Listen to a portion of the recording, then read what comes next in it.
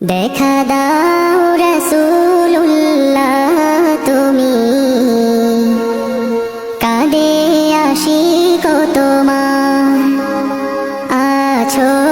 শুয়ে মদিনায় তুমি ডেকে নাও রওজা তোমার রাসূলুল্লাহ কি উপায় হবে আমার রাসূলুল্লাহ কি উপায় হবে আমার ওই মদিনার পথের ধুলি